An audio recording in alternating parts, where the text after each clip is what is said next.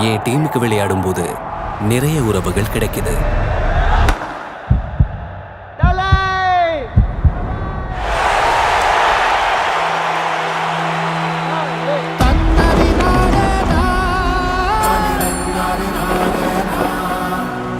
கூடவே பொறுப்பும் இருக்கு. தம்பி, பெருமை சேர்க்கிற கடமையும் இருக்கு.